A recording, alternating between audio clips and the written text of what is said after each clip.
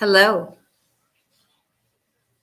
No fanfare, not for the moment. Um, my mood is a bit somber. We lost a classmate, an alumni from Kentucky State, a well noted black journalist in the DC area for the past 45 years, Bruce Johnson. Bruce passed away yesterday morning. And we had been in conversation because has a new book out, and I would ask everyone to just go purchase his book because he got the chance to tell his story, and that seemed to be was very important to him. And I'm saying that because he sent me my copy of this book, and he wrote in it for me what we all need to do. And he wrote, Janice, we must tell our stories. Everybody doesn't get to tell their story, but Bruce got to tell his story. Okay. I'm going to play today. I interviewed Bruce back in December, and that was the first time that we'd kind of seen each other. Probably say about 50 years. It's been a long time. He's been in DC, and I was gallivanting around the world. So he has a family, a wife, and 3 children. I've never gotten the chance to meet them. I was looking forward to getting to know more about his family, and so I'll have to catch up with Bruce through his book. But he reached the highest height in his profession, and I just want to give him his props. We try to give people their flowers while they're living. And I was kind of looking forward to doing that by putting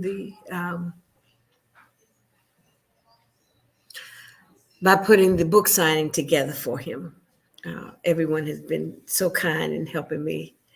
Miss Betty Baye, Mr. Philip Bailey, Reverend Clay Calloway, Skip Roger Reynolds, helping me to get it together. Akram down at the Kentucky Center for African American Heritage.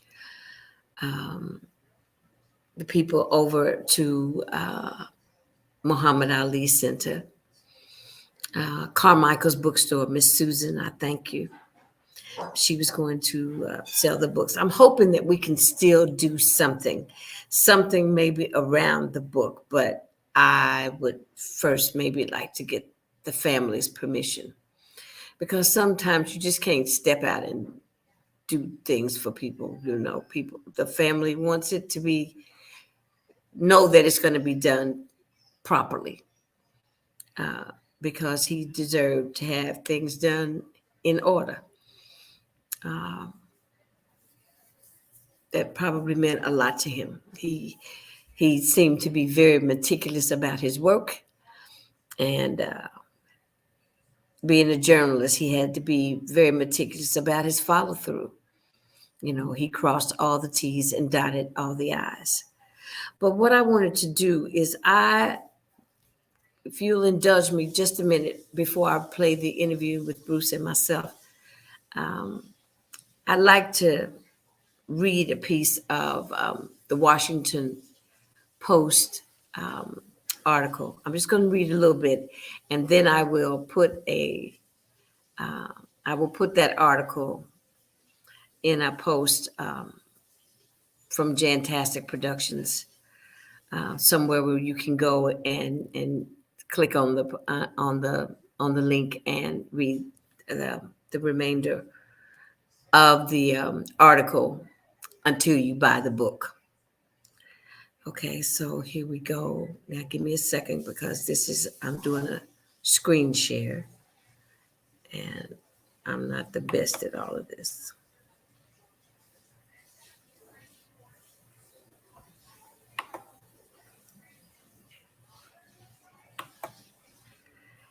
I'm hoping everyone can hear me. That's a wonderful picture of Bruce. That's a picture of Bruce on the side of in a mural in Washington, D.C. at that famous chili parlor where that President Obama helped make famous. And because he's been on WUSA in D.C. For almost 45 years, he was the news face of DC.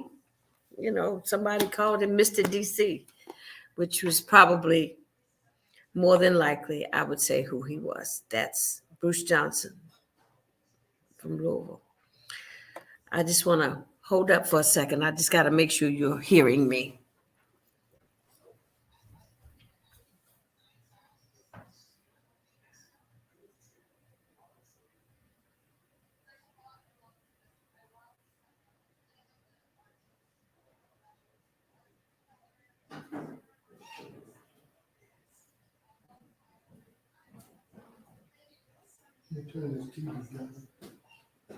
I'm just trying to make sure that when I start reading that they can hear me.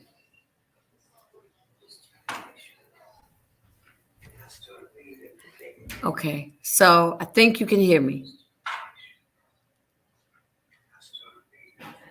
Okay, so I think you can hear me.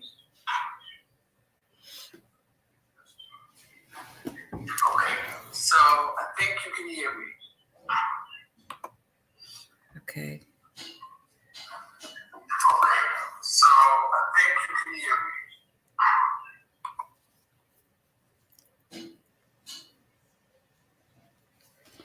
Okay.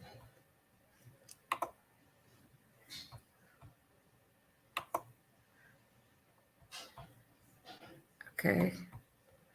I got to get it so I can read it.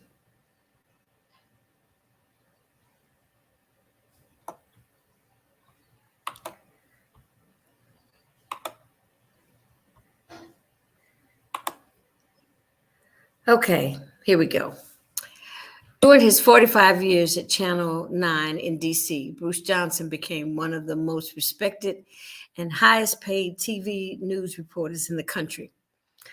By the time he retired in 2020, he'd won 22 Emmys, among other honors, and even had his likeness included on the mural outside of Ben's Chili Bowl.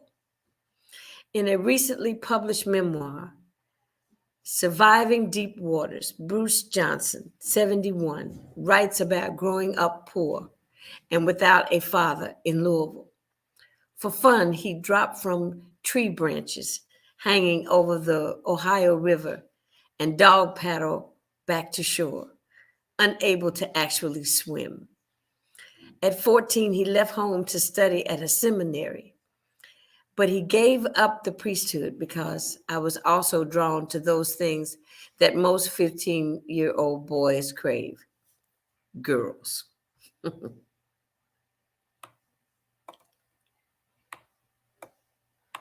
Okay, so that's just the beginning of this article. Like I said, I'll put the link on. And so what I'll do now is I'll come back over here I got to figure out how to get out of this. Exit full screen. Okay. I got to take this out. And now I'd like to welcome you to Guess Who's Coming to Dinner, the interview with Bruce Johnson, most recently deceased as of yesterday. We send our prayers out to his family, and We had a good time catching up. This is the first time we had a conversation like this in 50 years. So I hope you enjoy it.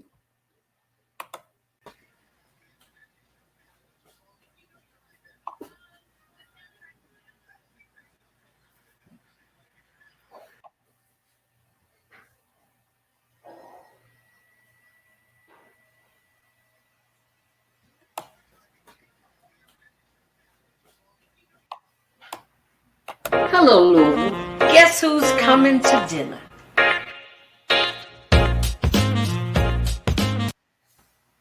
Hey, it's Monday.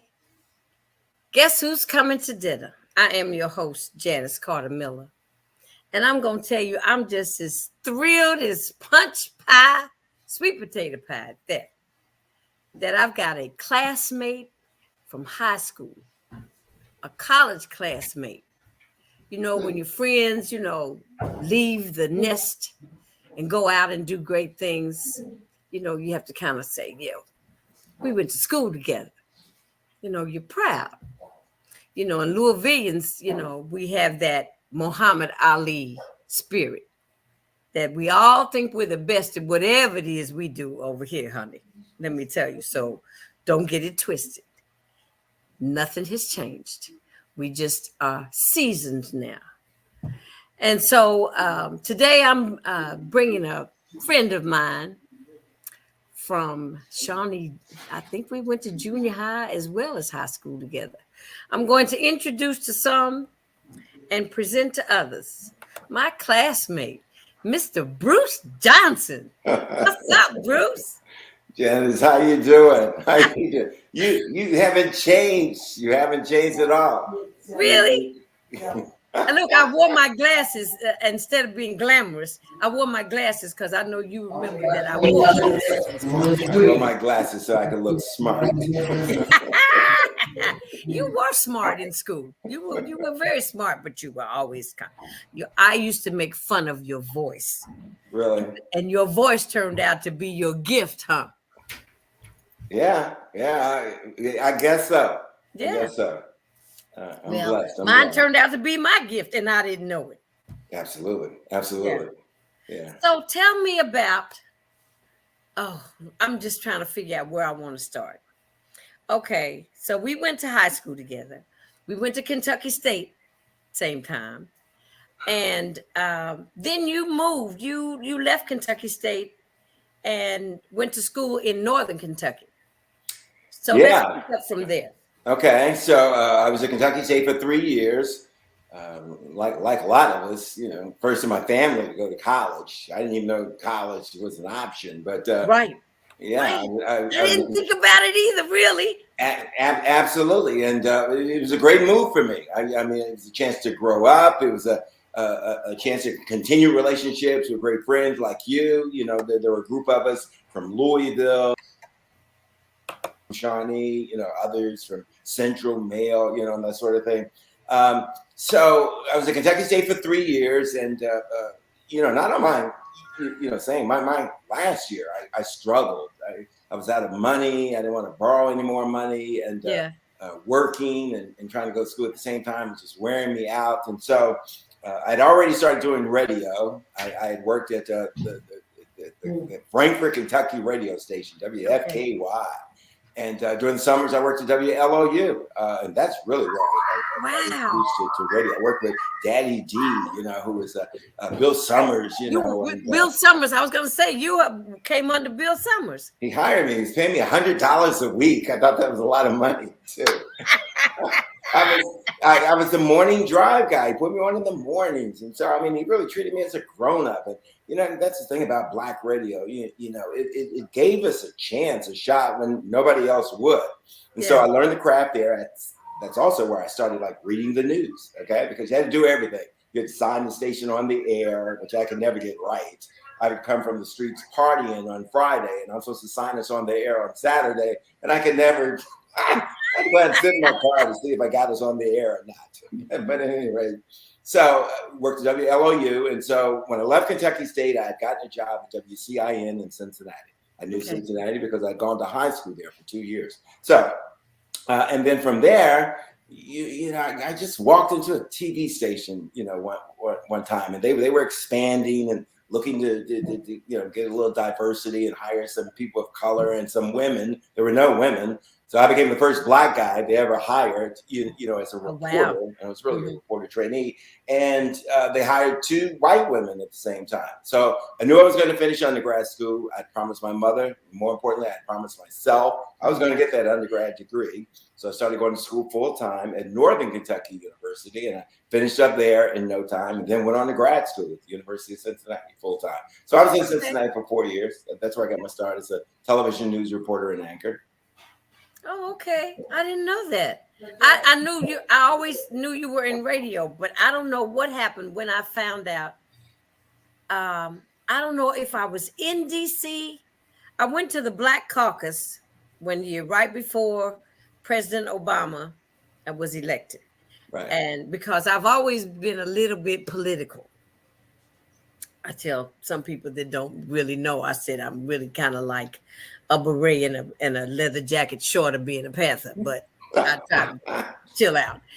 Um, and I went there and you were on TV and I went ballistic. I said, "This is Bruce. We went to school together." I was just so excited, and I know I've reached out to you a couple times when I came to DC.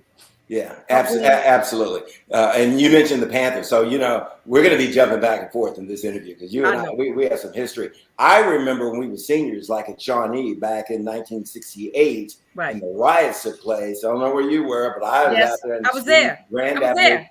Yeah, they were pulling up to Shawnee High School, with bands and stuff. Come on, we're going downtown, to protest, to march. And we got on the buses, we got on the trucks, and we went to march. And that was huge for us. That Yeah, was huge for yeah, us. it was big. Well, it was like I remember. Aside from I did the open house demonstrating out in Iroquois Park area, and then I mean because every day after school I had gotten so involved because I'm following my brother, my older brother. So I would go to Queen Chapel to the meetings, and then I would go to the marches. I'd tell my mother if I'm not home by 10 o'clock, pick me up at Children's Center. That's where I'll be. But I was standing in the crowd on 28th and Greenwood when they had the big rally when the night the riots broke out. And H. Rap Brown was supposed to have been coming. Is that right? Is that Yeah. who it was? Look, you know what started the riot, Bruce? I saw it. A little boy standing on the top of Little Palace hamburger stand, or it was called the Senator's Den. Georgia Davis, that was Georgia Power, that was her restaurant. He threw a Coke bottle down on the street. And when it broke, everybody thought it was a gunshot or something. And they dispersed like crazy. Right. And that's how that all started. Nobody, it was really no violence, but it turned violent. Yeah, Right. that might have been the match, but what Yeah. started it were the bad police community relations that led up to that. Oh, Way Lord. back before Black Lives Matter, I mean, they were Yes, sir. stopping African American males, females, doing whatever they wanted with us, and most of the times, none of this stuff was reported. Who are you going to complain to? So relations were always bad, So and there wasn't just one incident. There were several. I can recall we rolled down the alley and came out on Grand Avenue and what's the street that intersected with Grand right there around the corner? Is that 28? 16 to, 28th and I Grand. forget the streets. It's been so long.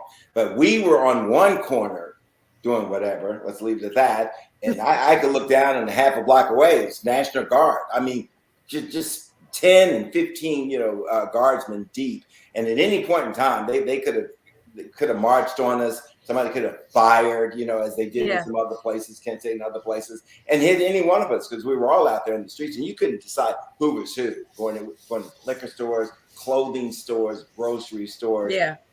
It was crazy. It was wild. I was out there probably for all of a half hour, and I'm like, I need to get think out of I here. was out there maybe a little longer because I lived on Cecil and I had to navigate my way home. Yeah. And I got in the house and my stepfather was livid. What are you doing out there? I said, well, because we were protesting. And I'm saying, don't just get over it. Well, they've got a curfew. Well, I'm late, too late, but he wanted to kind of stop me from going. That wasn't happening. Yeah, yeah. What? Did you see a difference between today's protesters, Black Lives Matter, and us out in the streets? Yes. What was the We difference? were groomed. They have not been groomed. We were taught what to do when a police approached us, to sit down, cover up our heads, and if they wanted to arrest you, they were going to have to drag you. Don't get up or make them pick you up. Just things like that. But don't talk back to them. Mm-hmm. Don't say anything. Just go. It was a quiet dissent, a peaceful dissent, that we just said nothing. We sat down. When they approached us in an aggressive manner, we sat down. Right, Everybody right. sat down. Now, the kids are a little aggressive, assertive, and combative verbally, because they can say what they want to say now. See, we Mm-hmm. thought that we had to be respectful in a certain way so that they wouldn't hurt us. Right, But see how far that's brought us along. Not far. Well, right. Bruce, listen, this is what I want to say. I've got, some of your classmates at Kentucky State are some of my closest friends.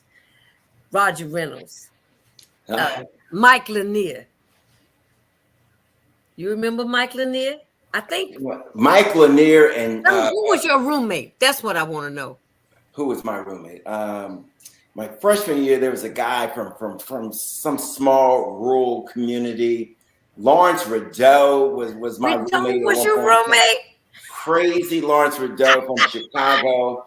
Mike Lanier, our homeboy, came to Yeah. visit me a few years, and we stay in touch on Facebook. Oh, Yeah, okay. so he's doing quite well. He and Yes. Andy Williams from New Jersey were True. roommates, and so they both came through DC one time, and we hung out a little bit. I took him to the famous Ben's Chili Bowl, which is Okay. the iconic restaurant, here. Roger Reynolds, Skip, he's a fraternity brother of mine. He's Catholic. Right. And so I haven't seen him in 100 years, but Lyman Reed, Portia, Lyman and Sandy live in Indianapolis. yeah. Portia They moved came back through to DC to Cleveland. visit, the African American Museum, Yes. and called me up. They came by the house. I mean, we had Greg Williams and his wife. Right. We had a great time. We were in the house Wow. for hours and just reminiscing and stuff. That was a lot of fun. So tell me about WUSA and Bruce Johnson, the evening anchor. Tell me that story. Well, there's a lot of story there. I am. Let's see. So I was there. I retired in December. Okay, after nearly 45 years there. They use words 45 years at that station? Yeah. Wow, Bruce. I've been If you'd have television. stayed 5 more years, you'd have got to watch. Yeah, they better give me more than a watch.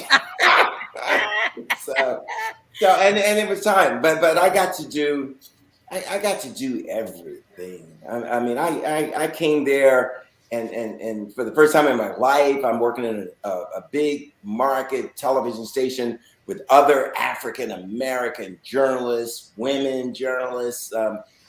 Just a lot of diversity, a lot of talent. I mean, it's like going from junior varsity to varsity, and you don't know if you're going to cut it, and then you realize, at some point, I can do this, and you realize where you're from and that work ethic, and you realize that you're there representing your mother, your siblings, and all the others of us who didn't get these kinds of opportunities. So it was almost couldn't afford to fail, and which is to say it wasn't easy. I didn't make mistakes, didn't have issues and that sort of thing, but you persevere. And I think that's one of the things you learn coming from Louisville.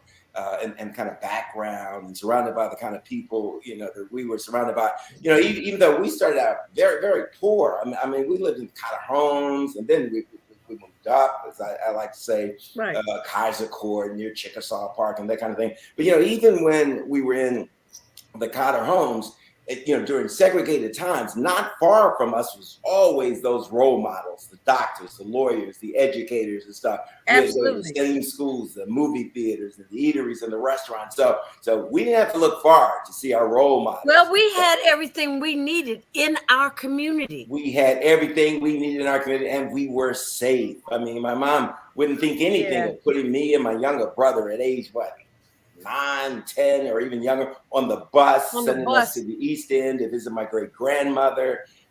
We'd go to the movie theaters alone. I mean, and it wasn't call ahead, take your cell phone out, let me know every step of the way. No. There was never a phone call. They weren't worried about you. She figured if something went wrong, she'd hear about it. You know what I mean? Because everybody knew us and stuff. So when I went to DC, and I had gotten great training in Cincinnati as a reporter. I worked for this guy, this white German Catholic guy named Al Shadowcotty, who was a taskmaster. He was a wordsmith, just a great writer, and an incredible reporter. And I got to watch him up close. How you become a great reporter. You develop sources. You learn to write. In my case, and in a lot of our cases as minorities, we had to learn to talk. You learn how to dress, and you had to get rid of that Louisville dialect. Yes, well, you had to learn how to turn it on and off. Because sometimes it would work for you, sometimes it wouldn't. Look, so Natalie, let me tell you this one. Natalie from down in Natalie Jones from Memphis, Tennessee. Yes, she used to tell me. I told her she was country. She say, JC, you got your nerve to call somebody country. You say up here, down there, and over there. And I decided while I was in college that would never happen again. So I consciously made my speech improve because I wouldn't say those things. Even now that I'm back home, I get caught with the laziness, and it comes out real easy because everybody speaks the same kind of way. Right. I think it's a comfort thing. I mean, my thing as a reporter, I was always about making the people that I was talking to comfortable. Okay. I concentrated on letting them know that I'm interested in your story. And probably the most important thing, I wanted everybody to know that I'm not here to judge. That's God's work. I am here to get your story and have you talk to me, and I will present your story in the best way that I can. And so now about that dialect, though, that's pretty interesting because I'm going to let you know a little secret if you didn't know this at the time. By the time I got to Shawnee High, I heard you say we went to junior high together. Well, no, we didn't go to junior high together. I went after grade school at Immaculate Heart of Mary Catholic School on 34th Street. Okay. I went into the seminary to study to be a priest. My mother and the priest put me in the seminary. So I left home for the first time in my life. First person in my family ever to leave home and go to Cincinnati, Ohio. Sacred Heart Seminary. I still remember the address, 8108 Beachmont Avenue. My mother had never seen the place. She had never interviewed anybody. Nobody had shown her pictures of the place. She was just sending you to seminary. Yes. So for 2 years, I'm up there with my little black self attending seminary school, which was a prep school for rich white boys for the most part. Well-to-do white boys, and some of their parents would just put them up there to stash them, because they know what to do with them, that sort of thing. But I had to get smart really quick. You adapt, and adapting sometimes means acquiring the norm. So the Louisville stuff couldn't help me there. So I started adapting, and that's how I dropped the Louisville accent over time. I started listening to white music, the Beach Boys, and it just goes on and on and on and on. And then I kind of lost myself in this culture, and it was good. It wasn't like I was pretending, because what do you do at 14 and 15? This is part of it. I never knew all this existed. So there was a lot of good stuff going on there, And eventually, you figure out, after 2 years, well, I don't think I really want to be a priest, because I don't think you can be a priest and also have a girlfriend back in Louisville, and I did. And so after 2 years, I left. But I even to this day, I carry that developmental stage. Because think about it, at age 14 and 15, that's when young men and probably women too are deciding who they are, figuring out how do you negotiate going from child to to teenager and young adult and that sort of thing. Right. So I brought that to Shawnee with me. So I kind of stood out a little bit. People would make fun of me, about how I talk, and sometimes I would turn it up. Oh, I did. Cover it up? Yeah, I know I did, but you always sounded very proper, and and you liked it because that gave you an arrogance, a little bit of arrogance, but gave me well, arrogance. to me at that time. It allowed me also to fit in. It made me interesting. Okay, it gave me a story. Very much so. Yeah, so I got involved with some football and the players. I was in the theater group.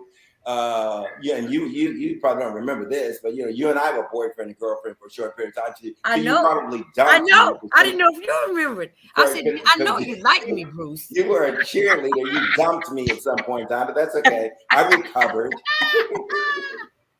Oh, I remember. That's funny. So it was so Shawnee was good. And so after that, Kentucky State. You were elegant. You were. Now I can describe you in high school that you were suave bowler before I really knew what suave bowler was. Okay.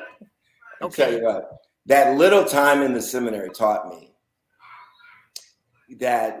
Now, when I came back to Louisville, Shawnee, and that was a period, where, 67, 68, I knew I wasn't going to stay because I had outgrown Louisville. I mean, I'd gone to the wall, I see there's another life. I didn't know where I was going. Yeah. But I eventually, after Kentucky State, and then, of course, you go to Kentucky State and you run into people from Newark, from Detroit, from New York, and you're on your own, you're growing up. So now and then you have incredible professors like, Dr. Fletcher, Dr. Cheney. I mean, I can go on forever. These black people, it was almost. They were no joke.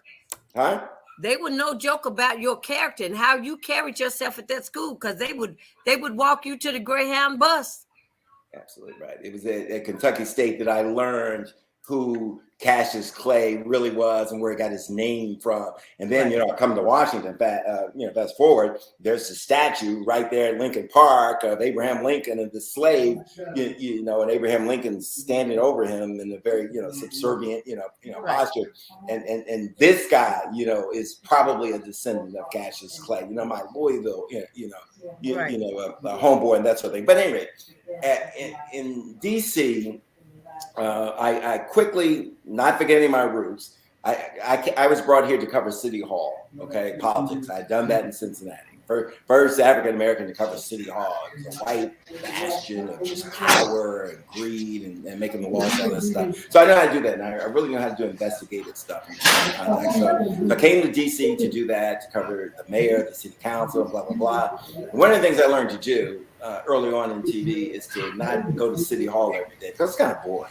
Press conferences, sitting there and all these budget hearings and all that kind of stuff. Although I learned how to write budgets and all that stuff from grad school, I'd go to the streets and get the story and bring the stories to City Hall. And then, after a while, after a couple of years, every reporter was doing that. They were hiring reporters who could emulate what I was doing because we were killing them. By far, the #1 station with an African-American woman anchoring the 5 o'clock news. J.C. Hayward, the first African-American anchor in Washington. Max Robinson, God's gift to anchoring, who was the first Black network anchorman.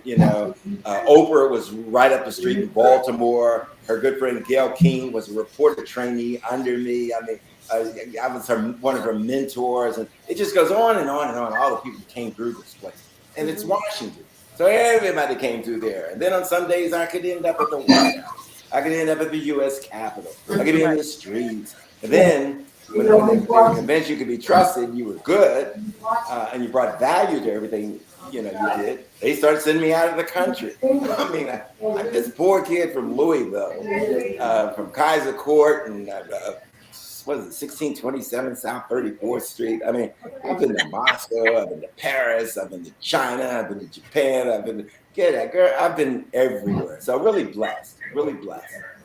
Isn't that wonderful? I mean, I'll share some of my life with you because we're catching up with each other today. It's just a conversation. It's not so much I'm trying to be so investigative about asking you the right questions.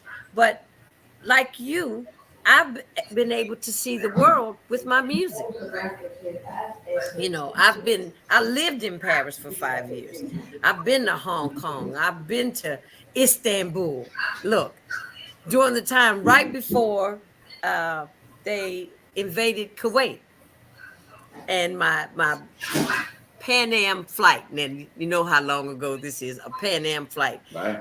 had the one I was supposed to come home on had a bomb scare. And so I called the airlines. I said, well, I need to switch to Delta. They said, oh, no, it's okay. You can get out. I said, no, no, you don't understand. I can't get on this plane. But I mean, I've been so many places alone. I mean, I worked in France, in the French Riviera. And I opened my door and I look and I said, wow, the French Riviera. I said, it's a damn shame. I have to see this by myself. You know what I'm saying? There's nobody to talk to, but I'm down there to do a gig and sing. But my exposure has made me very comfortable with maybe a lot of the rest of the world, like you. So you need to put that in a book. Yeah. It's the reason why. It's the reason why.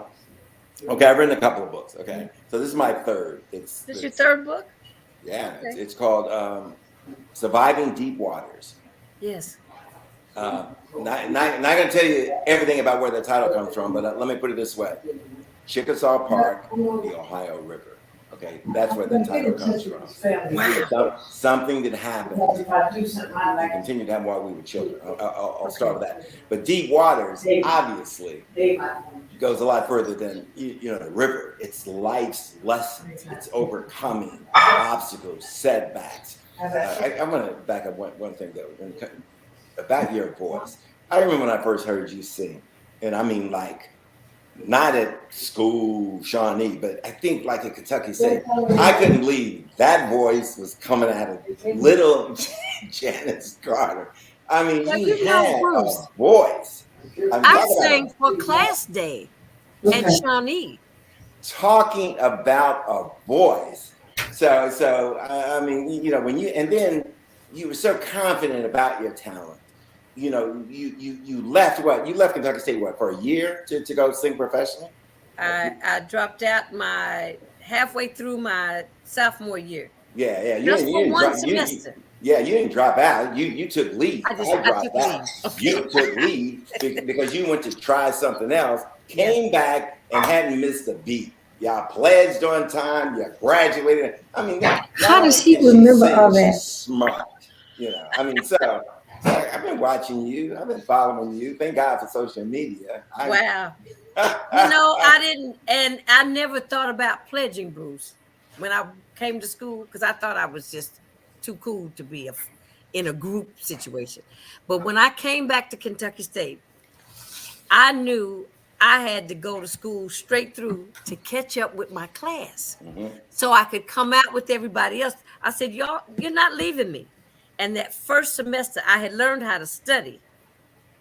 I learned how to study so that when I go to play bid whist and dirty hearts in the grill and ping pong all evening long, that I had studied from 6 to 8, and after every class where I had a break, right?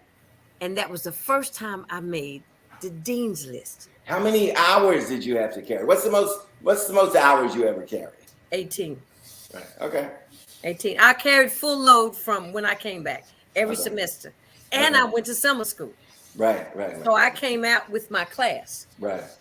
But what happened was when I came back to Kentucky State and I decided to pledge and I made the dean's list, that's when I said, I was hanging out with some Deltas, right?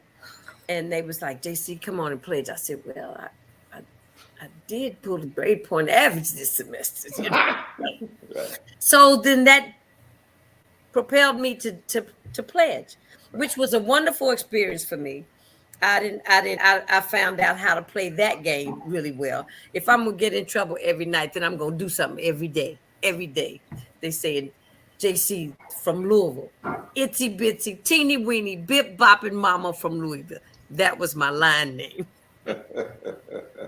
But I mean, so this is my, like you, this is my Deltaversary. Is this your your 50 years? 50 years last year was my Last 50th. year. Okay. This is my 50th year. Yeah, me, So, Dwight Carter from Indianapolis, Bobby Calvert from Louisville, they called him Bernard Dwight. Grant, huh? Dwight Carter passed away. Yes, yes. They called him not a DC. dog. DC. We got him DC, and fortunately for me, he had come to visit me. That summer before then. He was, right outside of DC, and we got to see one another. Bobby and I, we haven't talked in a while, but we would keep in touch by phone, and you know how it works. As the pig farmer said to me one time in North Carolina, he said something will always bring you back home, if nothing but death in the family. And unfortunately, normally that's what's brought me back, to Louisville, a death in the family. And so I haven't gotten back, nearly as much as I did, like when I was in Cincinnati, that sort of thing. My mom died a few years ago. I came back.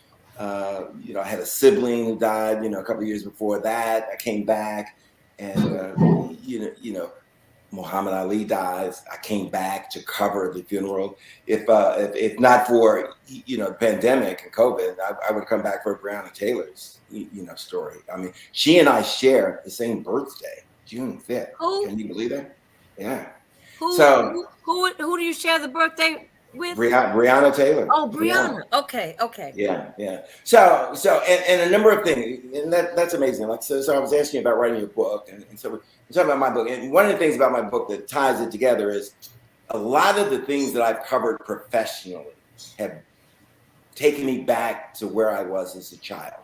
We mentioned the seminary, right? Right. Studying to be a priest. I found out many years after that, that my best friend in the seminary, kid, from the New York area, was molested. And I found this out because I'm covering the sex abuse scandal, and I'm calling the 13 guys who were in my class in the seminary.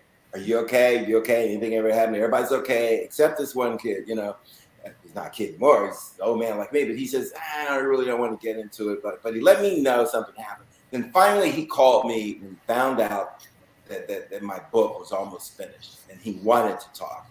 And he told me exactly what happened to him, the details. And I put it in the book, okay? Because back then, they didn't have anybody to go to complain to. There were no lawyers waiting to take these cases and to sue the church and that sort of thing. So what he did after this happened, and it was devastating, he never had a relationship of any kind with a woman for 45 years after that. This happened to him when he was 14. He went to the rector, the guy running the seminary, and demanded a one-way ticket home.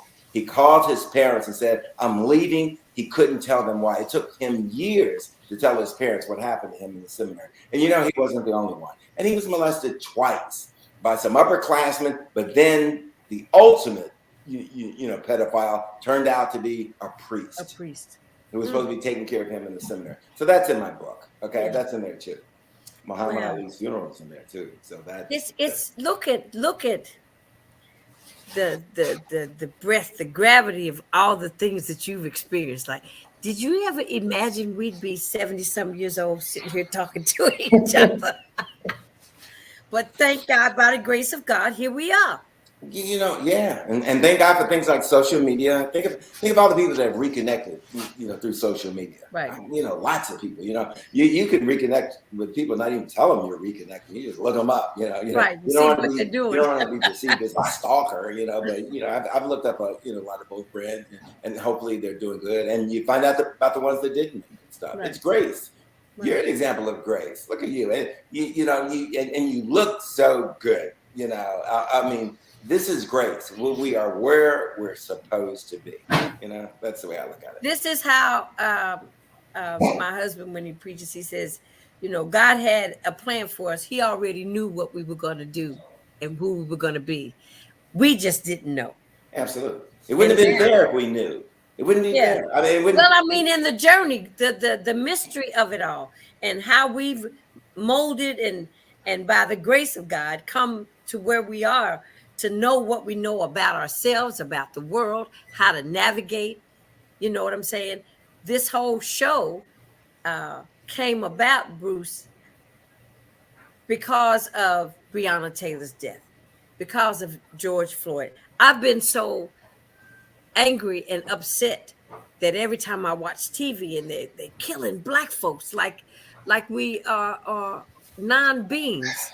Not, I mean, we have no value whatsoever. So my beret comes out and I go get my leather jacket, and I'm angry about it. But then people started to say, "Well, now is the time to start having the conversation." I said, "Then I am going to facilitate this conversation so we can maybe find some solutions." Because aside from singing, I've taught school, and I thought I was pretty good at it because I struck a little fear, and fear works, And I never smiled at my students for a long time until they got used to it and they knew I was just playing with them.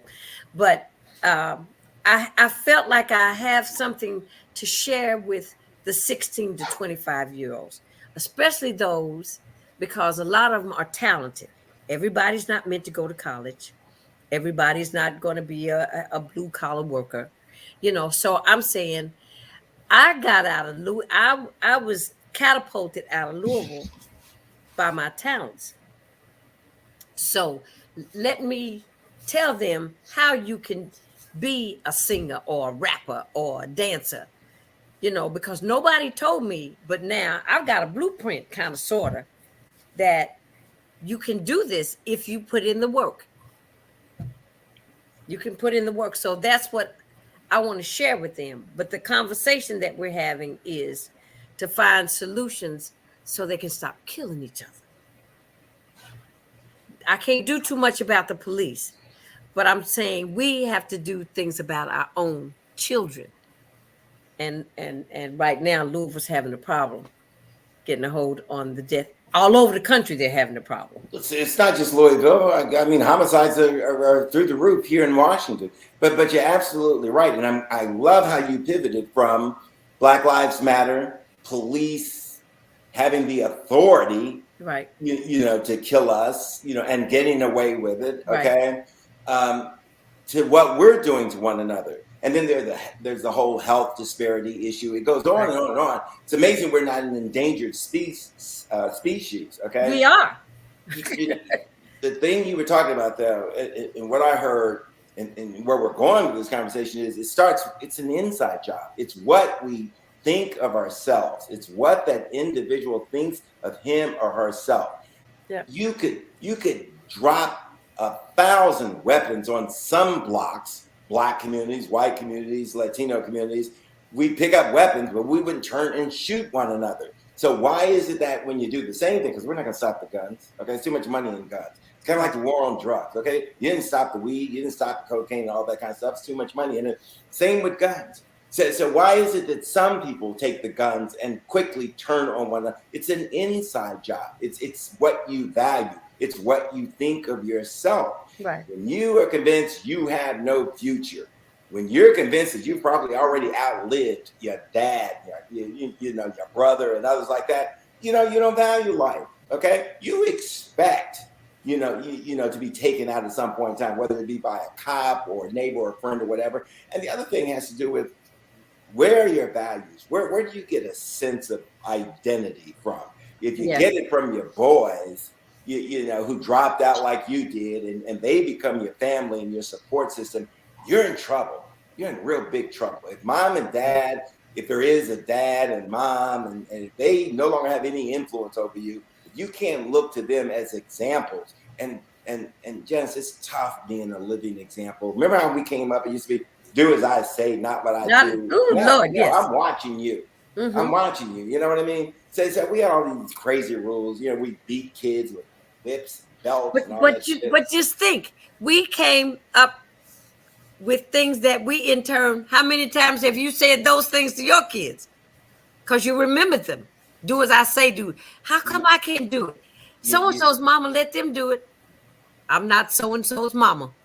My thing, and not only did I not believe in striking my kids, and they can tell you, I tapped my daughter one time on the butt when I saw her clock her younger brother by 7, and you would have thought that I beat her. That was a one and done kind of thing. But I don't believe in corporal punishment, especially when you do it as punishment. I will beat you into submission. No. Right. I think that's wrong. I don't think that teaches us anything. I really don't. But you know what, Bruce? You know what that did when they started to tell us, when the government got into how we dealt with raising our children? That didn't help us at all. Right. It didn't help us at all. Number one, when you go all the way back, when we started the welfare thing, in order for a woman to receive welfare, the man could not be in the home. Absolutely right. Put the brother out of the sister's house. Okay. Right. So now we got welfare and ADC checks, right? So the man's out, and now they tell us that we can't discipline our children. I will go back on the discipline thing to, it started during slave time for us. Okay. The master just taking us out, beating us into submission, unconsciousness as an example to the others. Okay. Right. This is what happens to you when you don't stay in this path that I've given you as a slave. And we, in turn, once we were free, we carried that on. It was all about power. It was all about fear. Black men getting some booze, some liquor in them. You turn on your woman and you're beating her like the master, beat you. Seriously, we got to get real by that. We got to stand up to that. And we have to. Those are conversations people don't want to have. Those little conversations, even the conversations about us killing each other. Those are conversations we have to have. We got to have them. We have to have those, or it doesn't stop. And I think those conversations are taking place. And need to make clear, we have made incredible strides given where we came from. And I'm not talking necessarily me and you. I'm talking about us as a people. Show me another group of people, that had to go through what we've been through. And every time we made these incredible strides through Reconstruction and everything else, Barack Obama and everything else, there was always this undercurrent waiting to pull us back, changing the laws, the rope-a-dope, the John Lewis voting rights bill, right? Yeah. It always happens because they get jealous. They think as though, if we're getting it, if we're gaining, somebody's losing. We're taking it from somebody else. But that we're going to overpower them. Not that we're going to use our power for good. That is like we're going to use our power to overtake them or something. We're just trying to coexist. I write about that. If we just want to coexist. Now, if they can't understand why we would want to coexist, they talk about assimilate. I tell people all the time, I said, when they put us on those ships, we didn't think we was going to sandals. They took us away from our whole culture. And now you don't want us to be a part of the American dream. And we've built it for you, but we can't partake. Give me a break. I have I call it a sense of entitlement. I know others call it white privilege. And my thing is, the right has taken that word privilege and used it as a weapon. It's kind of like, and then they take words like defund police, and that becomes a weapon that they can use to energize their base. Okay, but so I say, to my white friends and white people I don't know, because I write about this, and again, it's in the book, so I'm not hiding from this. I say, okay, you don't like privilege. Let's discard that. How about entitlement? You do have this sense of entitlement. Mm-hmm. Too many white people that if I don't have it, it's because somebody else got it. Okay. And if you got it, you got it with some help. You know what I mean? Somebody had a foot on the scale to help you. Where's the help for me? And they want to take it back like they're taking something back from you that belonged to them. Right. We're not taking. How did that happen? The number, if that were true, our numbers wouldn't be where they are. We are at the bottom of everything. The pandemic helped prove the point.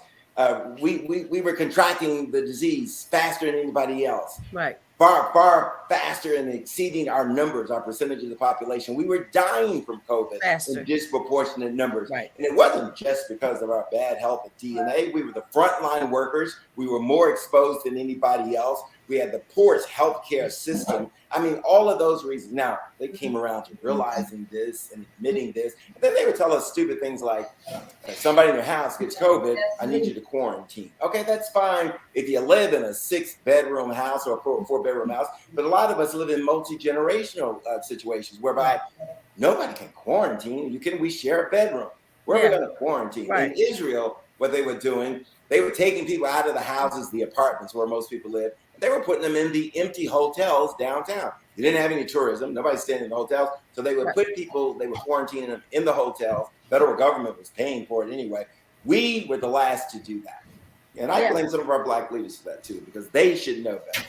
They should know better and not wait on white people to give them permission to do things based on our circumstances. And knowing we have to stop waiting on them to tell us what we need anyway. They know where we are. They have our names. We're in every computer. Got to be taking the vaccines to some of our people who can't get out, rather than tell them to go on your laptop and make an appointment. You kidding me? Who's got a laptop? Exactly. No, who's got internet? I had one of my white friends tell me that when they were doing it in DC, go on your laptop, make an appointment. So she got word real quick, went on her laptop, made an appointment for herself and for her elderly husband. And she goes down to one of these social services agencies, to get a vaccine. She looks around and there are no people of color there. Any other day, it'd be nothing but people of color there. She calls me and says she's so embarrassed. Where are the Black people, Bruce? And I'm like, they don't have the laptops. They don't have the computers. They didn't have the transportation. You were first in line. She felt so bad. She left $500 contribution to this place. Wow. So, Well, Bruce, you've got to come home.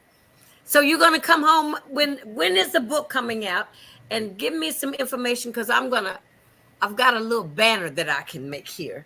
Absolutely, I'm coming home. The publishing date for the book is January 25th, which means you can get it before then. As a matter of fact, the book is already up live. You can order it right now on Amazon. It's called Surviving Deep Waters. If you do a search, Surviving Deep Waters on Amazon, or if you go on Amazon and put Bruce Johnson in there, my name comes up. You'll see the page. So tell me what you want. Tell me what you want me to put on this banner. Just Surviving Deep Waters. Surviving Deep Waters. It's by Bruce Johnson. Do the search. Go to Amazon. To the bookstore, and you'll see it. They'll tell you what to do. Okay. And of course, I'm coming home. The Northern Kentucky University. They are going to initiate a class in January based on this book, and they're going to use the book as a textbook, and it's a graduate history class, and they're doing research, and they're really digging deeper. It's a deeper dive into my family's research. Turns out we're from Pembroke, Kentucky, a place I've never been. It's down there near the Tennessee border. The Buckner Plantation is where my great-great-great-grandparents were slaves and stuff, and so they're doing research. We're going to go down there at some point in time with a production crew and probably do a mini documentary, that sort of thing. But so we're going to definitely, I'm going to be at Louisville. And the University of Kentucky put me in their Journalism Hall of Fame. Okay, wow. Last year. So I was really honored by that. So I'll be spending lots of time. That's coming a long way from what we thought about U of K when we were teenagers. Remember when we tried to play them in basketball and we had Big E, Elmore Smith, and Travis Grant? Right. We wanted to play them in basketball. Right. We were winning the NAIA championships back to back, and they were up there in Kentucky, and there was no way they were going to play us because they would have lost. Big E was just inducted into the Kentucky Sports Hall of Fame. And he contacted me, okay? Because I have a relationship with the Kentucky Sports Hall of Fame. Whether you knew this or not, that I am a co-founder of the Dirt Bowl. What? No, I didn't know that. My summer job, 1969, me and Ben Watkins, Central High School ball player, went to Jackson State. Ben and I were park supervisors at Algonquin Park. And we started the Dirt Bowl. Oh my God. Wow. So aside from, my physical education background still comes into play a little bit. When I came home, they said, Janice, didn't you start the Dirt Bowl? I said, yeah. They said it's still, we celebrated in 2019, 50 years of the Dirt Bowl still going on. Oh my God. And I mean, are you kidding me? That was the event. I write about, I don't know if I didn't name it the Dirt Bowl, but I write about, what Chickasaw and Shawnee Parks meant to us, weekends, and it was just a place. I mean, just describing it, and it Well, you know what, Bruce? I tell people a lot of times, we had a decent childhood. I mean, I can't think of anything traumatic about my childhood. Same here. I can't think of any, even going to Shawnee, that once the school was integrated, we didn't have racial problems at school. We got along with most of our white counterparts, and we were just as smart as most of our white counterparts. Mm-hmm.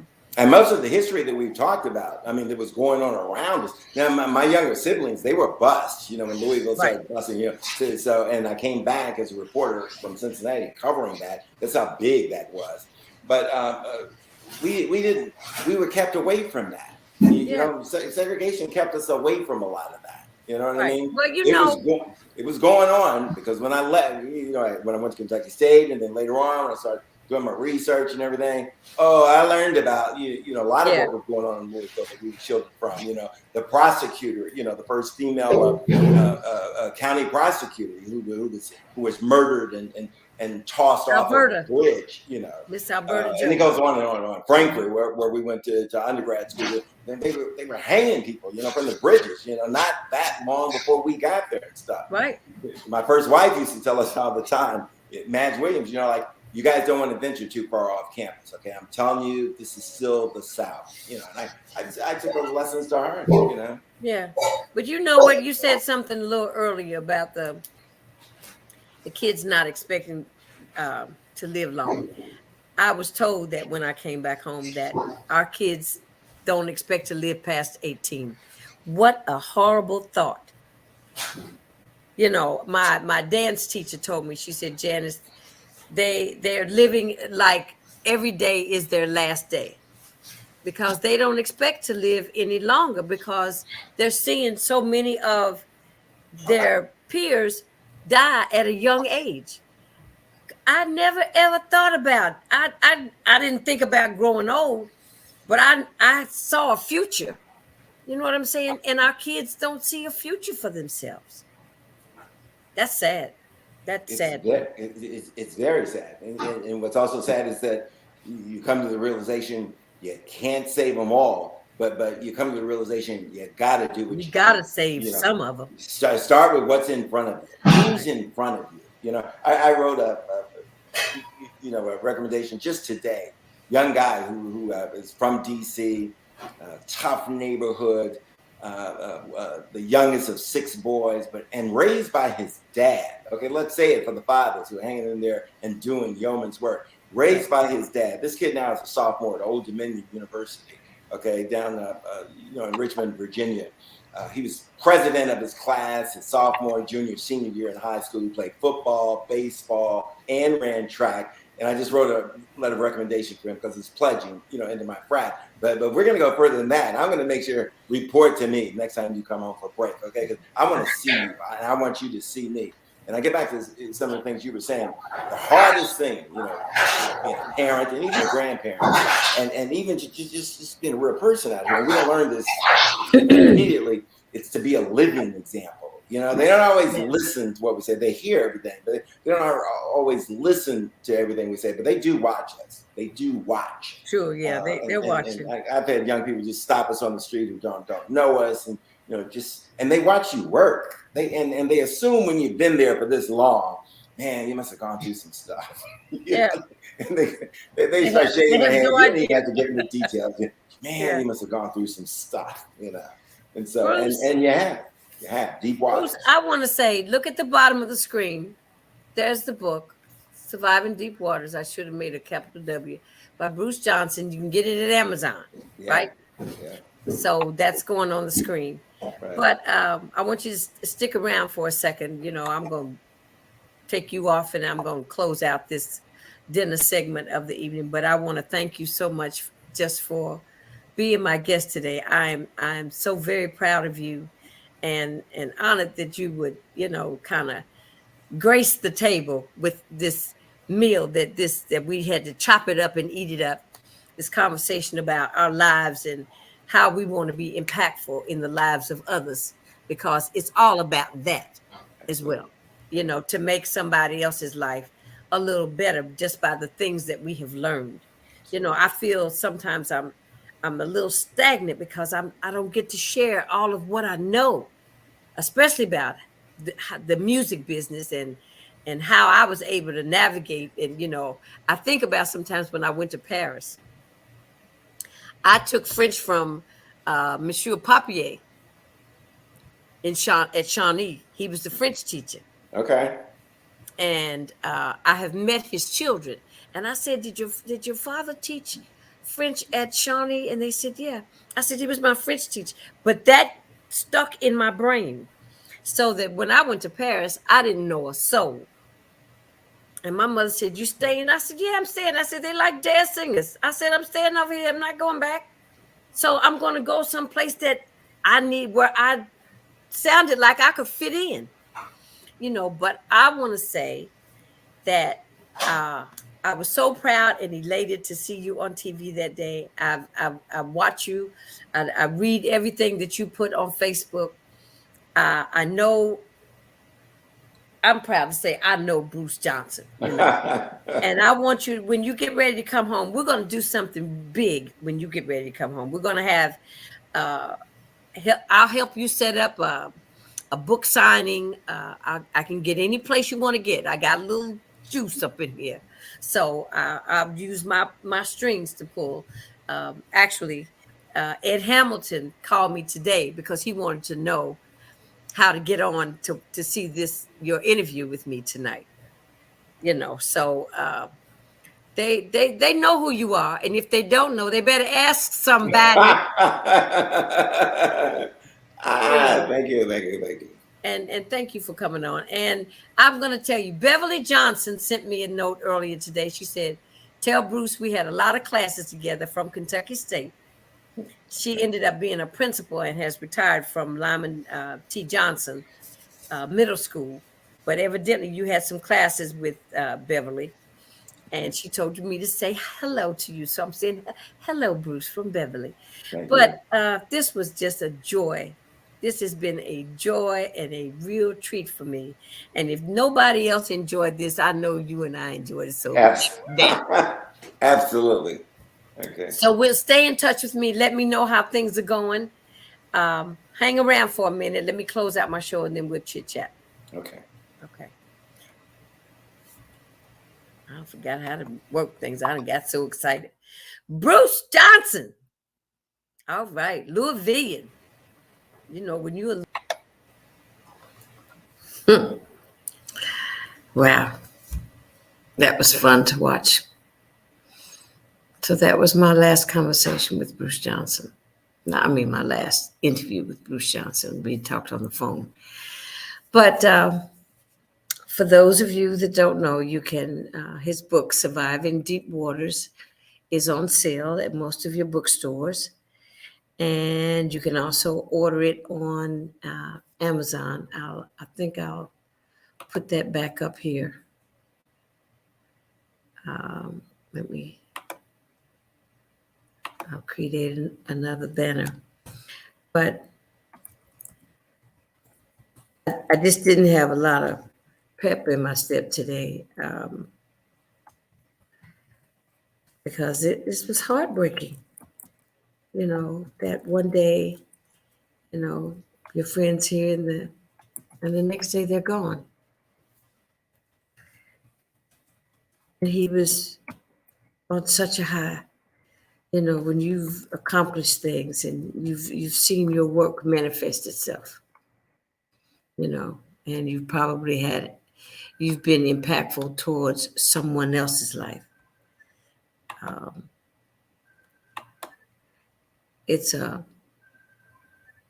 wonderful thing.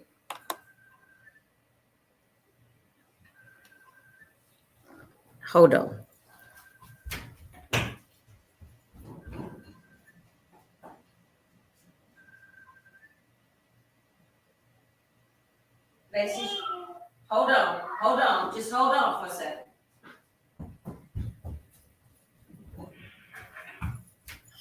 So I hope you see. Okay, my babies have called me, and I haven't talked to my babies in a minute. So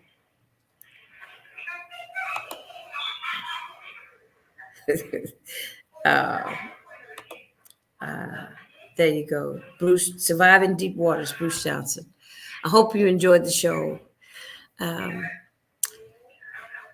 condolences to Bruce's family. I'll be trying to reach out and find the ones here in Louisville, Kentucky. So on that note, I will say it's dinner time. Bon appetit.